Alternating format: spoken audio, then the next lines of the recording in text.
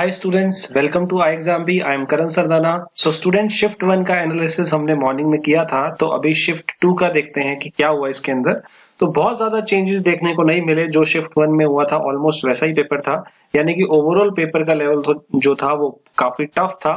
सो जैसा कि हमने मॉर्निंग शिफ्ट में बताया था, so level of exam was moderate to difficult. अगर सीक्वेंस की बात करें तो सीक्वेंस वही था कि जीए पहले, फिर रीजनिंग, फिर इंग्लिश एंड क्वांट। इसी सीक्वेंस में पेपर आया जो मॉर्निंग में आया था। अगर हम डिफिकल्टी लेवल की बात करें तो क्वांट जो है फिर से यहाँ पे बहुत टफ आया। You can say good attempts 5 थे, 5 से ज्यादा अगर आप कर पाए तो that is good. Reasoning again moderate to difficult था। रीजनिंग वैसे ही एग्जाम में टफ आता है और इस बार काफी टफ आया, तो इसमें अगर आप 20 से ज्यादा कर पाए हैं तो दैट इज गुड। इंग्लिश जो है वो कंपैरेटिवली सारे सेक्शन से आसान था। इसमें कुछ क्वेश्चन इजी भी थे और कुछ आसान थे। Overall English was the easiest section and इसमें आप 18 के आसपास अटेम्प्ट कर सकते थे मिनिमम। जीए जो है वो भी मॉडरेट है पर काफी लेंथी था। इसके अंदर काफी क्वेश्चन जो थे वो आपसे डीप इंफॉर्मेशन पूछी गई थी और इसमें आप 40 प्लस 45 प्लस क्वेश्चन कर सकते थे। ओवरऑल जो है पेपर का लेवल मॉडरेट टू डिफिकल्ट है और आपके जो गुड अटेम्प्ट्स हैं वो है 85 टू 90 प्लस, राइट। सो अगर आप देखें सुबह वाला जो पेपर था उसमें भी यू कैन एक्सपेक्ट कि 90 के आसपास आपका गुड अटेम्प्ट है और इसमें 85 के आसपास आपका गुड अटेम्प्ट है। तो ऑलमोस्ट आप कह सकते हैं कि आपकी जो कट ऑफ है वो समवेयर अराउंड 85 होगा, बिटवीन 80 टू 90 हो सकता है, राइट। सो क्वांट के अंदर बात करें तो ऑलमोस्ट वैसा ही पैटर्न था जो सुबह देखा गया। तो इसमें क्वाड्रेटिक इक्वेशन के जो क्वेश्चन आए वो न्यू पैटर्न के बेस पे आए। ऑलमोस्ट 4-5 क्वेश्चन इसके ऊपर आए। एक नया टाइप आया क्वांटिटी कंपैरिजन का जो कॉलम वाइज था, उसके ऊपर 3 क्वेश्चन पूछे गए। डीआई मॉर्निंग में भी आया था, केसलेट डीआई मॉर्निंग शिफ्ट में भी आया था, तो वो यहाँ पे भी देखा गया। डीआई के 6 क्वेश्चन आए और केसलेट डीआई के 5 क्वेश्चन आए, राइट। और ये जो डीआई था ये पाई चार्ट था जिसमें कुछ सिटीज थी, 5 सिटीज, 5 एयरपोर्ट टाइप, और उनमें कुछ उनका डोमेस्टिक परसेंटेज शेयर था, किसी का 15%, किसी का 10% इस टाइप, और वहां लैंडिंग और टेक ऑफ के बारे में डेटा दिया हुआ था। अब इसमें भी क्या था, डीआई के अंदर आपने जो आपका क्वेश्चन था उसके अंदर आपको हर जगह एक्स्ट्रा इन्फॉर्मेशन दे रखी थी। इसका मतलब ये नहीं है कि डायरेक्ट डीआई पूछा गया था, बट फिर भी डीआई डुएबल था, आप ये कर सकते थे। बट हर क्वेश्चन में आपको एक एक्स्ट्रा इन्फॉर्मेशन दी गई थी, राइट। सो यानी कि आप देखें तो क्वांट को पूरा कैलकुलेटिव बनाया गया, इवन पूरा पेपर ही कैलकुलेटिव था। तो यहाँ काफी ज्यादा स्टूडेंट्स को टाइम लगा। केसलेट डीआई जो था वो कंपैरेटिवली इजी था, उसमें कम लाइनें थी, बट ओवरऑल अगर आप टाइम देखें तो 25 मिनट बहुत ही कम टाइम था इस तरह के पेपर के लिए।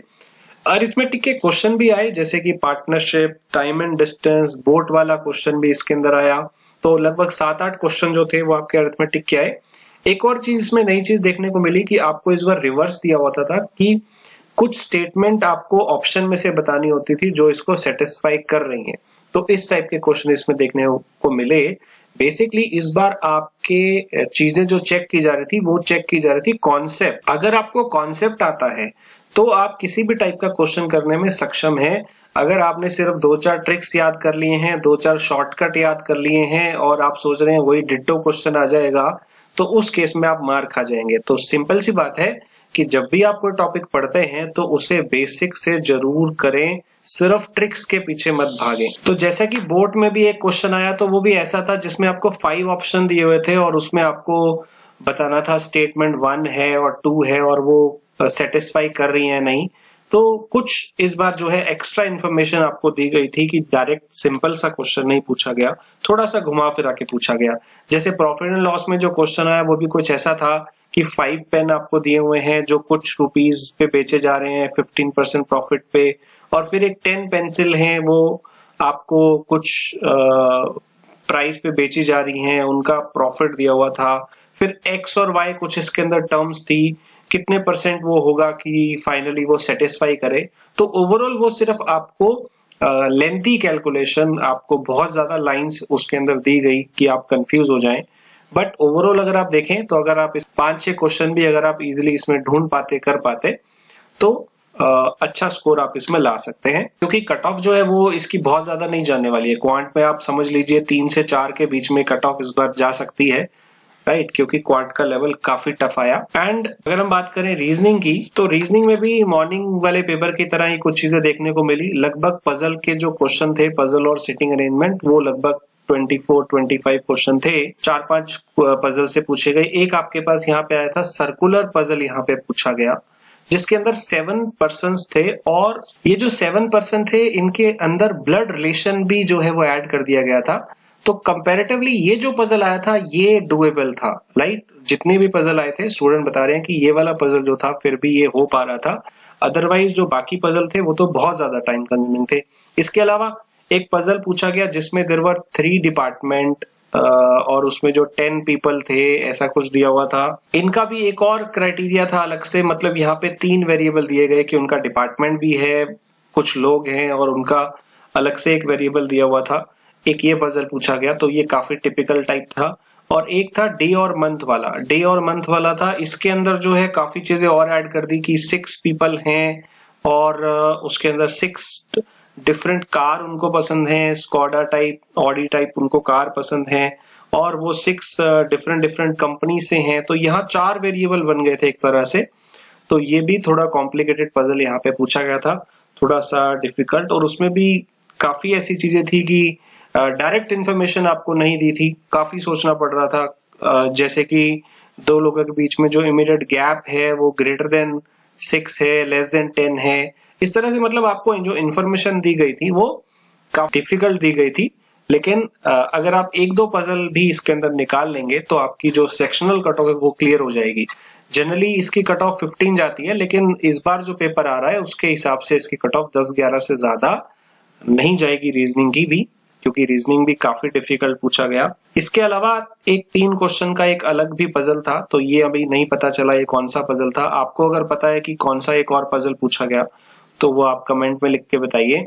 इसके अलावा रीजनिंग में बाकी चीज क्या थी, जैसा कि वर्बल रीजनिंग, एनालिटिकल जो रीजनिंग है वो बहुत ज्यादा आता है, तो लगभग 10 से 12 क्वेश्चन उसके आए। तो ये भी जो थे काफी सिंपल नहीं आए थे। थोड़ा सा इसके अंदर भी आपको जो लैंग्वेज दी थी वो टिपिकल दी थी, तो कंपैरेटिवली ये चीज जो है टाइम कंज्यूमिंग थी। नेक्स्ट इज डेटा सफिशिएंसी के क्वेश्चन रीजनिंग में अलग से पूछे गए, 3 क्वेश्चन यहाँ पे पूछे गए। कोडिंग डिकोडिंग का एक क्वेश्चन पूछा गया, और वो भी डबल आपको ना कोड करना था, कि जैसे कि सपोज एक वर्ड है इंटेलिजेंस, तो उसके अंदर 4 वर्ड दिए हुए थे इस टाइप से, राइट, फैसिलिटेट, इस तरह से वर्ड दिया हुआ था। तो इसके लास्ट वर्ड को यूज करके एक कोड बनाया, इसके लास्ट वर्ड को एक कोड बनाया, और ऊपर से सिंबल भी था। तो उसके बाद उनका एक और कोड चेंज कर दिया, तो अल्टीमेटली वो एक क्वेश्चन भी काफी लेंथी दिया गया था, राइट। इसके अलावा आपसे वहां पूछा गया इनपुट आउटपुट जो है वो नहीं पूछा गया, ना मॉर्निंग की शिफ्ट में आया था वो, ना ही इसमें आया है। डायरेक्शन के क्वेश्चन 3 आए, और these were the easiest thing. ये सिंपल डायरेक्शन के ऊपर था। अगर आपको इसका बेसिक कॉन्सेप्ट आता है तो ये आई थिंक सबसे इजी चीज थी जो स्टूडेंट बता रहे हैं। सबसे आसान सिर्फ डायरेक्शन के ये 3 क्वेश्चन थे, राइट। और हाँ, सिलॉग्स पूछा गया इसके अंदर। सिलॉग्स के जो थे आपके 5 क्वेश्चन आए, और ये रिवर्स सिलॉग्स आया। अगेन यहाँ पे आपको क्या था कि 2 कंक्लूजन दिए हैं और 5 स्टेटमेंट दिए हुए हैं, तो आपका ये उल्टा क्वेश्चन था, तो ये भी थोड़ा टाइम कंज्यूमिंग था। तो अगर बात करें अब इंग्लिश की, इंग्लिश में क्या था, आरसी आपके पास जो आए थे वो 3 पैसेज पूछे गए थे, राइट। उसमें आरसी आप इंग्लिश कह सकते हैं कि कंपैरेटिवली पूरे पेपर में आसान था, और इसमें 17-18 क्वेश्चन तो आराम से सॉल्व हो सकते थे। 3 पैसेज थे, और इसमें एक पैसेज जो था वो मैनेजमेंट के ऊपर था, और ऑर्गेनाइजेशन के ऊपर था, कल्चर और उनका लीडरशिप, इस टाइप के ऊपर ये क्वेश्चन पूछा गया था। इसके अंदर काफी सारे क्वेश्चन पूछे गए, बट सिनोनिम्स और एंटोनिम्स पे क्वेश्चन यहाँ पे वोकैब पे डायरेक्टली क्वेश्चन नहीं पूछे गए। इसमें एक क्वेश्चन कुछ ऐसा था कि 4 वर्ड्स आपको दिए गए थे बोल्ड में, और वो आपको बताना था कि कौन सा ऐसा ऑप्शन है जो कि रिडंडेंट है, यानी कि अगर उसको हटा देंगे तो भी आपका वर्ड बन जाएगा। तो इस तरह के क्वेश्चन इसके अंदर बीच बीच में पूछे गए। 3 पैसेज आरसी के ऊपर पूछे गए। इसके अलावा और क्या पूछा गया, एक वर्ड एक्सचेंज वाले क्वेश्चन जो होते हैं, वर्ड स्वैप वाले, वो लगभग 5 क्वेश्चन पूछे गए, जिसमें क्या था, आपको ना दो अलग अलग स्टेटमेंट दी हुई थी, राइट, दो अलग अलग स्टेटमेंट दी हुई थी और इनमें तीन तीन वर्ड्स दिए हुए थे। तो यानी कि दो स्टेटमेंट और 6 वर्ड्स दिए हुए थे और उनको आपस में आपको स्वैप करना था। सो वर्ड स्वैप का ये वाला एक क्वेश्चन पूछा गया। सो ओवरऑल इंग्लिश कंपैरेटिवली पूरे सेक्शन में आसान था। इसके अलावा एक चीज और पूछी गई कि आपको ना बोल्ड के अंदर एक फ्रेज दिया हुआ था, बोल्ड के अंदर कुछ फ्रेज दिया हुआ था, इस पे 3-4 क्वेश्चन पूछे गए। वो कुछ इस टाइप के थे कि फॉर एग्जांपल आपको एक वर्ड दिया हुआ है किसी सेंटेंस में, रिसर्च एंड देन हाउएवर, तो इसके ऊपर आपको कुछ ऑप्शन दिए गए और उनमें पूछा गया कि इसको कंबाइन करके आपको एक फ्रेज बताना है, कौन सा ट्रू है कौन सा फॉल्स है, कुछ इस टाइप से पूछा गया था। बट फिर भी वो डुएबल था। लाइक इंग्लिश में आप एक्सपेक्ट कर सकते हैं कि आप 15 प्लस क्वेश्चन तो इजीली कर सकते थे, राइट। अगर हम जीए की बात करें तो जीए में मॉर्निंग की शिफ्ट में जैसा था ऑलमोस्ट वैसा ही था। आपके जो मैक्सिमम क्वेश्चन थे वो करंट अफेयर से क्वेश्चन थे और पूरे 6 मंथ का लास्ट करंट अफेयर पूछा गया। जनवरी और फेब से अप्रोक्सीमेटली 20 क्वेश्चन पूछे गए थे, नवंबर और अक्टूबर से अप्रोक्सीमेटली 20 क्वेश्चन पूछे गए थे, इवन सितंबर से भी कुछ क्वेश्चन पूछे गए थे।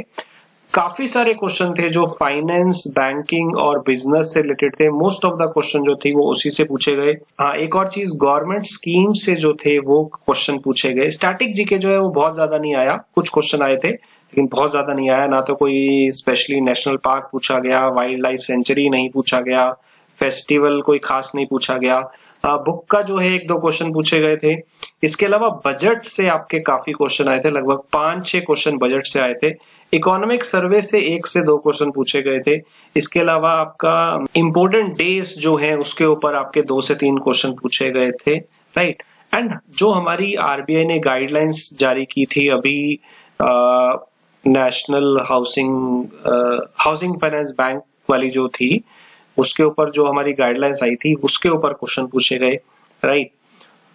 कुछ कुछ क्वेश्चन स्टूडेंट ने जो बताए हैं, जैसे कि टेस्ला का एक क्वेश्चन था, टेस्ला ने कितना इन्वेस्ट किया इन द बिटकॉइंस, तो शायद 1.5 बिलियन किया। तो इस तरह का एक क्वेश्चन पूछा गया। कुछ क्वेश्चन आसान भी थे। ज्यादातर क्वेश्चन में क्या था कि आपको एक तो लेंथी दिया गया डेटा और काफी डीप पूछा गया, राइट।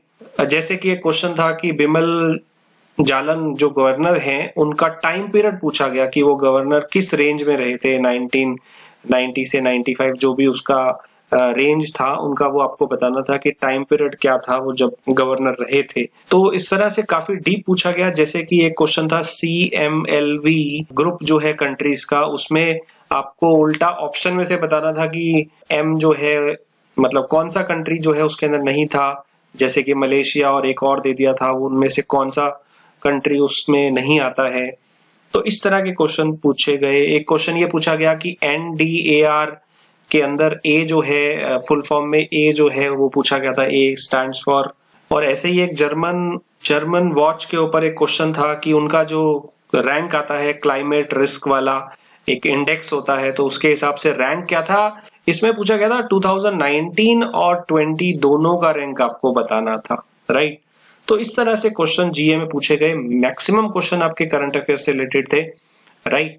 सो स्टूडेंट्स ने बताया कि जो बीपीडिया था उसमें से बहुत सारे क्वेश्चन आए। तो स्टूडेंट हम लोग इसका पूरा एनालिसिस करेंगे कि हमारे क्वेश्चन कहाँ कहाँ से पूछे गए, राइट। तो आपको इतना समझ में आ रहा है कि पेपर का लेवल जो है वो चेंज होता जा रहा है, तो आपको इसलिए प्रिपरेशन जो है डीप रखनी पड़ेगी। ये नहीं कि सिर्फ ट्रिक्स कर लिए या सिर्फ 2-3 चीजें पढ़ ली तो काम नहीं चलेगा, थोड़ा सा आपको एक्स्ट्रा नॉलेज यहाँ पे करनी पड़ेगी। स्टूडेंट जो भी क्वेश्चन आपको याद आ रहा है प्लीज इस वीडियो के कमेंट में लिखें या आप हमें मेल भी कर सकते हैं। कोई भी क्वेश्चन आपको याद आ रहा हो फर्स्ट शिफ्ट का, सेकंड शिफ्ट का, आप मेल कर सकते हैं और इसका मेमोरी बेस्ड पेपर भी जल्दी बना देंगे। एंड हम लोग इसके मेमोरी बेस्ड क्वेश्चन भी आपके लिए लेके आएंगे जैसे जैसे हमें मिलते जाएंगे। एंड स्टूडेंट फेज 2 का ऑनलाइन कोर्स हमारे पास अवेलेबल है। अब सिर्फ आपको फेज 2 पे सोचना है। फेज 1 क्लियर हो गया, फेज 1 एग्जाम हो गया, अब उसको भूल जाइए, अब सिर्फ फेज 2 पे फोकस रखिए।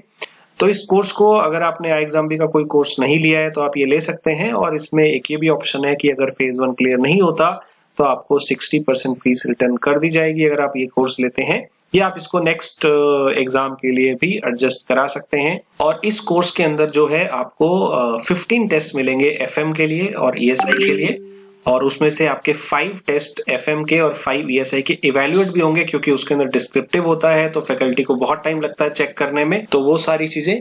इसके अलावा 5 डिस्क्रिप्टिव इंग्लिश मॉक टेस्ट भी यहाँ पे इवेल्युएट होंगे, तो इसका आपको प्रॉपर फीडबैक मिलेगा।